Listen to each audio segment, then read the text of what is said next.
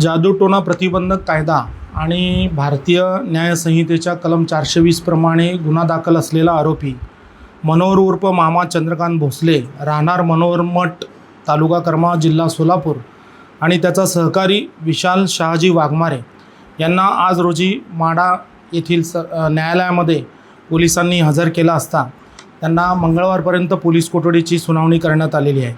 याबाबत सविस्तर हकीकत अशी की मनोहर उर्फ मामा चंद्रकांत भोसले याच्यावर यापूर्वी जवळपास Karmala police station, Baramati police station आणि दौंड पोलीस स्टेशन या ठिकाणी गंभीर स्वरूपाचे जसं बलात्कार असेल, 420 असेल आणि जादूटोणा प्रतिबंधक अधिनियम या कायद्याखालचे गुन्हे असतील तर असे गुन्हे दाखल होते. तर हा मनोहर भोसले जो आहे तो सराईत गुन्हेगार असून त्यानं या ठिकाणी यातील फिर्यादी गौतम कसबे यास त्याच्या व्यवसायामध्ये यश येत नसल्यामुळं त्याच्याकडनं 2 लाख रुपयाची मागणी केली आणि पूजा घालण्यासाठी त्याला आग्रहित केलं आणि त्यासाठी त्यानं जवळपास 50,000 रुपये स्वीकारलेले होते.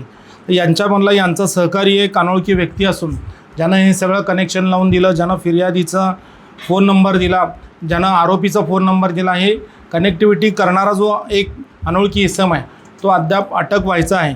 आणि या मनोहर उर्फ मामा भोसले यानं आजपर्यंत विविध जिल्ह्यामध्ये अशा या जादूटोण्याच्या माध्यमातून संपत्ती जमा केलेली आहे. ती संपत्ती सगळी या ठिकाणी रिकवर करायची आहे. तर पूर्वी या आरोपीची पार्श्वभूमी बघता तर त्याच्याविरुद्ध करमाळा पोलीस स्टेशनला या ठिकाणी 376 प्रमाणे गुन्हा दाखल असल्यामुळं तर सोलापूर शहरामध्ये असेल, सोलापूर जिल्ह्यामध्ये असेल किंवा आणखी इतर जिल्ह्यामध्ये महिलांवर काय जादूटोण्याच्या माध्यमातून या आरोपींनी अत्याचार केलेले आहेत का याचा तपास करणं गरजेचं आहे आणि 50,000 रुपये जे घेतलेले आहेत ते रिकवर करणं गरजेचं आहे असा युक्तिवाद आम्ही या ठिकाणी केला. तर तो युक्तिवाद मेहरबान कोर्टाने ग्राह्य धरला. तर युक्तिवाद करत असताना आरोपीच्या वकिलांनी या ठिकाणी आरोपीची अटक बेकायदेशीर आहे आणि त्यामुळं त्याला त्वरित सोडण्यात यावं असा आग्रह आणि युक्तिवाद माननीय न्यायालयासमोर केला. परंतु सरकार पक्षातर्फे आरोपीचा युक्तिवाद खोडून काढण्यात आला की माननीय सर्वोच्च न्यायालय यांचा जो निकाल आहे मिहिर शाह, त्या निकालाप्रमाणे तपास अधिकाऱ्यांना जे काही गाईडलाईन्स दिलेले आहेत त्या सर्व गाईडलाईन्सचं तंतोतंत पालन केलेलं आहे. आरोपीचा कुठल्याही घटनात्मक अधिकाराचं उल्लंघन तपास अधिकाऱ्यांना केलेलं नाही आहे आणि अटकेची कारणे आरोपीला समजावून सांगितलेली आहेत, त्याची सही त्याच्यावर घेतलेली आहे. आरोपीच्या अटकेची माहिती त्याचा मित्र त्याला कळवण्यात आलेली आहे. त्यामुळं तपास अधिकाऱ्यांना या ठिकाणी आरोपीला जे काही कायद्यानं संरक्षण दिलेलं आहे ते संरक्षण या ठिकाणी पाळलेलं आहे. कुठल्याही त्याचं घटनात्मक अधिकाराचा भंग केलेला नाही आहे. त्यामुळे ही इल्लिगल डिटेन्शन होऊ शकत नाही.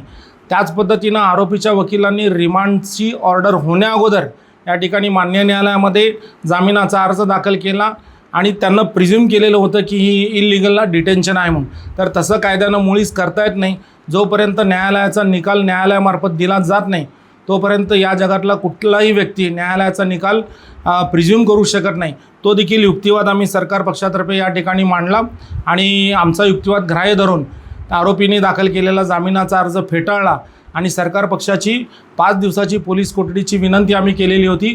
तर मेहरबान कोर्टाने मंगळवारपर्यंत आरोपींना पोलीस कोठडी सुनावलेली आहे.